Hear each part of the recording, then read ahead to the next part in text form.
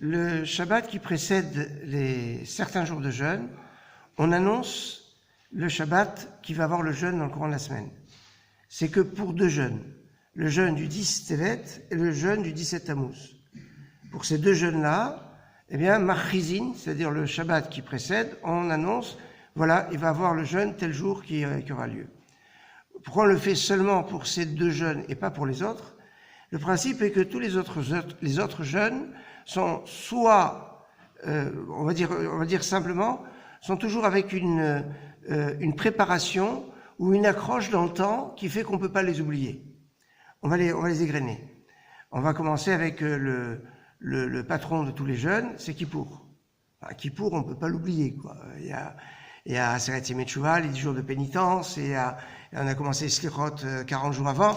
On arrive à Kippour, il y a pas d'équivoque. En plus, il y a l'Illuminat Torah, etc. Donc, on risque pas de passer à côté de Kippour sans s'en rendre compte. Le jeûne de Guédalia, il est sujet un petit peu compliqué, mais comme il est collé à Rosh Hashanah, alors nécessairement, on sait le lendemain de Rosh Hashanah, il y a le jeûne de Guédalia. Donc on n'a pas de risque d'oublier dans le courant de la semaine de dire c'était ce jour-là le jeûne. Non, le lendemain de Rosh Hashanah, donc il y a une sorte de préparation Rosh Hashanah qui amène au jeûne de Guédalia. Le jeûne de Tisha B'Av, en général dans les textes on dit Tisha B'Av c'est grave. Comme il est grave, donc tout le monde fait attention. Mais dans l'esprit que je viens de vous dire, on peut dire tout simplement parce que il y a Miché Nichnas Avim Ma'atim Simcha, comme en ce mois d'avant on diminue la joie. Il y a les dînes de ce qu'on appelle Shavua Shechalbo, la semaine où tombe Tisha B'Av. Il y a aussi des préparatifs qui font que on a Tisha B'Av qui est un peu comme une cible d'un aboutissement d'une période. Donc nécessairement on risque pas de l'oublier. Enfin on a le jeûne d'Esther. Le jeûne d'Esther, on a Purim derrière. Donc on a Purim, on sait, Purim ça on risque pas de le rater. La veille de Purim, alors quand Purim c'est dimanche, c'est Shabbat dimanche, évidemment ça peut pas être la veille, ça peut pas être Shabbat, donc ce sera avancé au jeudi. Là, il y aurait de quoi se poser des questions qu'il faudrait peut-être l'annoncer le Shabbat qui avant, parce que c'est pas vraiment collé à Purim. Mais comme Purim est un jeûne qui est le plus léger de tous les jeûnes, on va pas dire on va l'annoncer lui justement. Donc on se retrouve avec juste le jeûne du 10 Tevet qui a rien avant.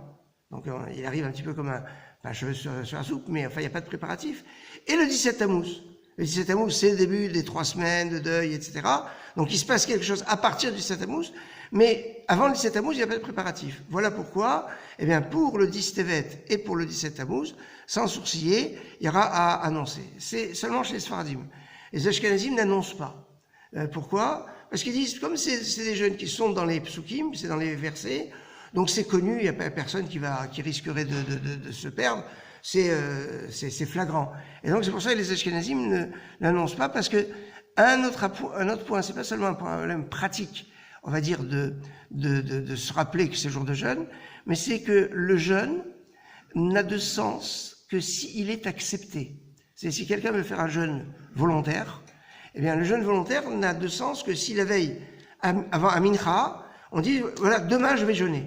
Si on n'a pas de Kabbalah Ta'anit, on n'a pas d'acceptation du jeûne, le jeûne, même si on jeûne toute la journée, ça s'appelle Ta'anit Sha'ot.